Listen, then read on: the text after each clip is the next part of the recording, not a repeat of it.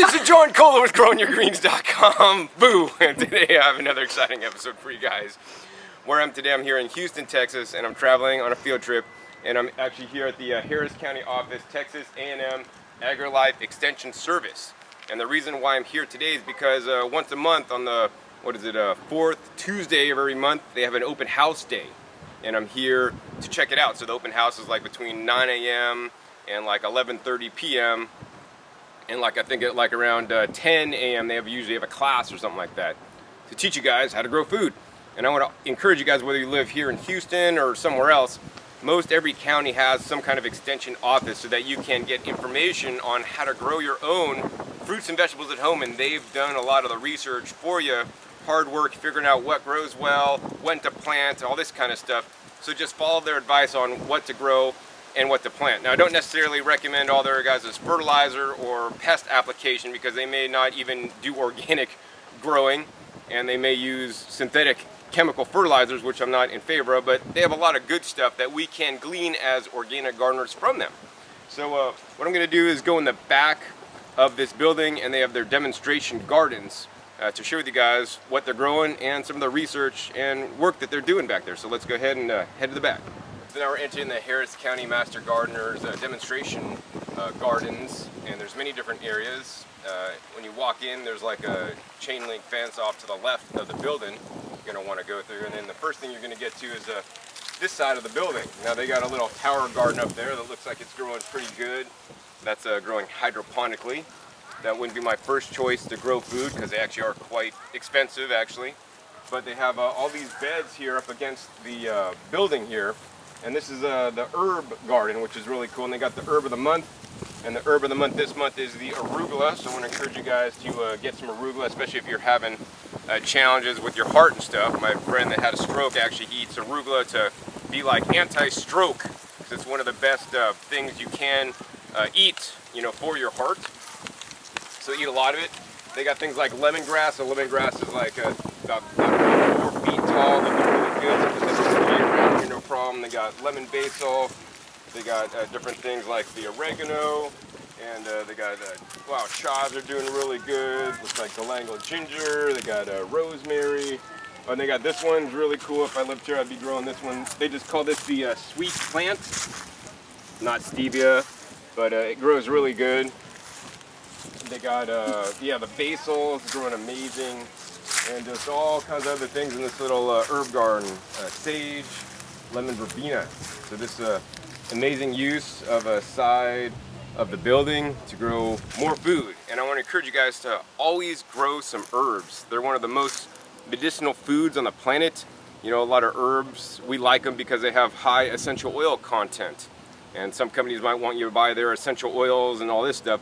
But you could just buy the plant and use it in your regular cooking each and every day, because of these essential oils have beneficial properties within us. I mean, there's like herbal medicine, and so that's why you should grow some herbs. All right, let's go ahead and check out the veggies gardens next. So now we're inside the demonstration garden area, and there's many different gardens, including like a water garden, a butterfly garden, and this garden, or that garden, a herb garden. And I want to cover like the vegetable gardens for you guys and show you guys the unique ways they're growing some vegetables. Now, over here is the test garden, and what they're doing here in this area is around the outside is like a demonstration garden, so they show people what you can grow here and crops that do well.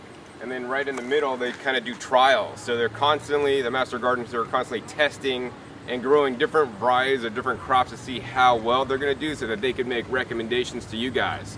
And this is why I encourage you guys to seek out your local university extension office, because they've done all the research and they'll tell you grow these ones, they do the best in this area. So you want to go ahead and contact them. I'll put a link down to the Harris County extension office so that you could get linked up with these folks to get their information if you live here in the Houston area. So let's go ahead and head inside and show you guys just real quick a few of the things they're trialing and a few of the crops that are growing really good right now. And probably the main thing I want to do is I want to go over to the other area where they actually got a bucket garden that I've never seen before. Alright, so I mean, right here what they got is some raised beds, and this is a really good way to do raised beds. It's similar to what I done. They just got solid concrete blocks. They just put it, even if it's on concrete, you can just stack the blocks up, build it over concrete, fill it with some good dirt and compost, and grow some stuff. So they got some turnip purple tops, and they got some Sugar Snacks carrots and some Florida broadleaf mustard, some spinach that looks like I don't know what's going on with, and some radishes and arugula. And what I really want to let you guys know, because they got butter crunch lettuce, they got all different kinds of things growing, right? And check with your extension office to see the ones that are going to grow best for you, but also be open to experiment, you know, try some different ones and see what grows well for you. That's how we learn as gardeners. That's how they're learning here. They're doing the trials, and then you could learn from them, or you could just try it and grow yourself. And yeah, raised beds, definitely one of the easiest ways to do it. That's how I like to do it. And let's go around to the edge and show you guys some of the amazing cabbages that they're growing this time of year. The other thing I want to let you guys know is that they have open houses, and I'm here on an open house day. The open house days are every 4th Tuesday of the month. Like, I think it's between like 9 to 11:30. So get here early and you could walk around. It's like a self-guided tour. And there's a lot of people working here, master gardeners. You could ask them questions. They're very friendly. So over here they got different varieties of broccoli growing in the raised bed. As you guys can see, this raised bed, I don't know, it's probably like about 30 inches or so, and it's doing pretty well. And not only do they have broccoli in a raised bed, you know, maybe some of you guys might not have space to put a raised bed in, but you guys could grow in containers, like if we just go over here, and they got all these big pots. So I mean, if it was at my house, I would space these guys a lot closer. There's a lot of empty wasted space here. But what they're doing here is they're doing trials, and they're testing different compositions of the soil that the broccolis are growing in. So in some of the pots they just got a standard potting mix, and then some of the pots they got like a shale, half the potting mixture. And the ones with the shale and the potting mixture aren't growing as well. And this is something we could all do, you know, do different mixes and grow the same exact plant from the same transplants, you know, the same size, and see what happens. And this is one of the joys I have gardening, to learn. And I think to keep our minds young, we always need to be learning and growing, and learning in garden is one of the best ways to do it, in my opinion. All right, so what I really want to show you guys in this episode is actually over yonder. They're actually growing in some half a 5-gallon buckets, which is really different, unique, and I've actually never seen this anywhere else. Let me go ahead and show you guys what they're doing. Okay, so the next area I want to show you guys is just right here. So they got a little raised bed here, but they're not just growing in the raised bed. Actually, they have raised bed, and then they got little buckets in the beds. Now, these aren't full-size buckets. What they do is they take the bucket, they first slice off the bottom, so it's just a cylinder or a tube, and then they slice that tube in half, and now they just put the half of a bucket in the raised bed, and then fill that up with soil. So now you got like a little mini raised bed, if you get that. So what this does, basically this gives your plant a little bit more extra soil, also because the soil is in a tube, you know, potentially, you know, it has a little bit different temperature, which could be a good or a bad thing. And I want to go ahead and go over there and show you guys more about this and some of the specific crops they're growing that are doing well right now. So over here they got the Swiss chard, and Swiss chard is one that I like to grow, you know, especially in the heat. It grows well for me year round. This one, I don't know, I think it might have got eaten by some, but it's a pak choi. Good winter crop. They got some Scarlet Nanette's carrots. They got some amazing cauliflower, which is looking really good. And they got different kinds of broccoli and sugar snap peas. And this is what they've explained, is that they just put this, install like a similar situation like this in schools, to get schools and kids gardening. So this is a really easy way to do it. You can put in a bed, and even if you don't have a bed, you can just do it on concrete, cut the buckets in half. And even if you guys don't have a place to garden at home, like in soil, cut buckets in half. You could set them on a concrete sidewalk, you know, on a patio. I mean, yes, it's gonna leak, but you know, it's gonna have a good drainage and good water flow. And all they put in here, not that I would necessarily recommend this, is a, you know, Miracle-Gro potting soil with some Micro-Life fertilizer. So I do recommend the Micro-Life fertilizer. Please check the link down below for the video when I visited actually the Micro-Life fertilizer company here in Houston, and talk more about why I believe their fertilizer is a superior product over most others in the market.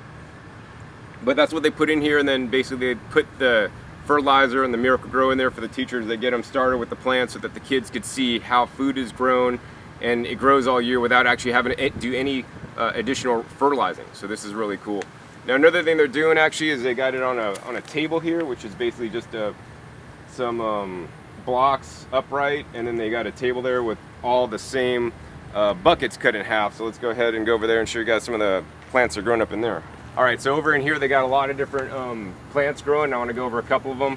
Number one, they have this one. It says herb Italian parsley. Well, I'm not a master gardener, and I surely know that this is actually cilantro, not parsley. But this one over here is tag cilantro, and it's actually parsley. So I don't know if a kid was joking around, got that mixed up, or the master gardener's got it wrong. But no one gardener could get one thing right every time, including me. And so we're all here on this learning process, and I want to encourage you guys to, always be open to learning new things, and and not always like, this is the Bible, this is what it says in the book, this is how you do it, right? Nature, there's no book to nature.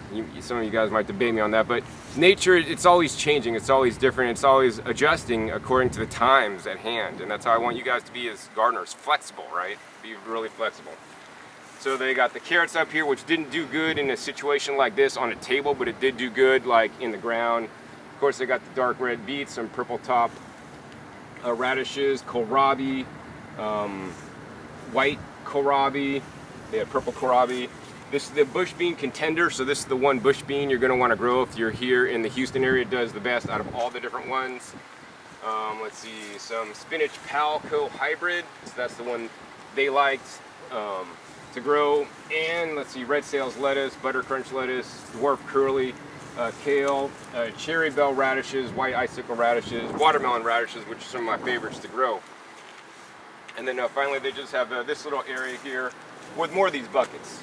And what I want to let you guys know is that any way that excites you about gardening, whether you think this is an amazing idea, great, do it. I might experiment with doing something like this and see how it grows, how it maybe holds more moisture, how it's a little bit different. I always encourage you guys to experiment in your garden to see how things are going to happen, right? Sometimes they happen good, sometimes they happen worse. In this setup, they're using this specific growing system for a reason, because it works.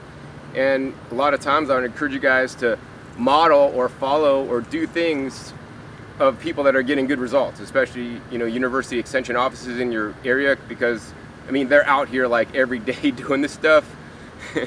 So they know what works, especially if you're new and have no guidance. Aside from my videos, check your local university extension office. They've done a lot of amazing, fabulous research that you could learn and grow from. So, I think that's pretty much the end of this episode. I gotta get running, got a bunch of stuff to do. Hope you guys enjoyed this episode. If you did, hey, please give me a thumbs up to let me know. Also, be sure to click that subscribe button right down below. And be sure to check my past episodes, over 1,100 episodes now, covering all aspects of gardening.